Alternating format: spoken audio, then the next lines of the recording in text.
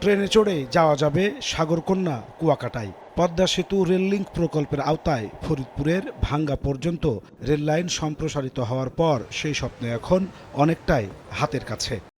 ভাঙ্গা থেকে গোপালগঞ্জ, মাদারীপুর ও দক্ষিণাঞ্চলের বরিশাল, ঝালকাঠি, বরগুনা ও পটুয়াখালী পর্যন্ত ২৪৪ কিলোমিটার রেলপথ নির্মাণের সমীক্ষা শেষ হয়েছে বহুদিন আগেই।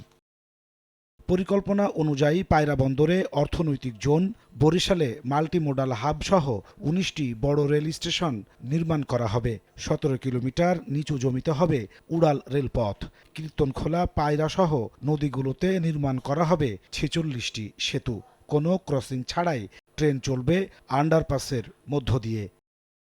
রেল প্রতিমন্ত্রী বলছেন, সম্ভাব্য ব্যয় ৪৪,০০০ কোটি টাকার এই প্রকল্পের অর্থের উৎস খুঁজছে সরকার।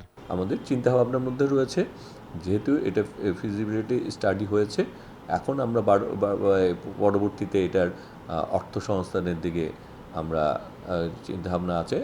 যোগাযোগ বিশেষজ্ঞরা বলছেন, রেললাইন সম্প্রসারণ প্রকল্পের সঙ্গেই পায়রা বন্দর থেকে মালামাল পরিবহনের সুযোগ সম্বলিত সকল প্রকল্প একই সঙ্গে বাস্তবায়ন করতে হবে। পায়রা পোর্টের যে সম্ভাবনা, এটাকে কাজে লাগিয়ে এটা একটা ডেডিকেটেড ফ্রেট করিডর, পাশাপাশি যাত্রীর জন্য আমার রেল লাইন থাকবে।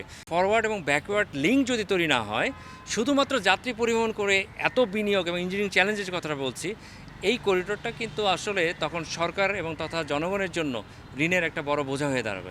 নেটওয়ার্কের বাইরে থাকা জেলাগুলোতে রেল সম্প্রসারণের লক্ষ্যে এগুচ্ছে সরকার।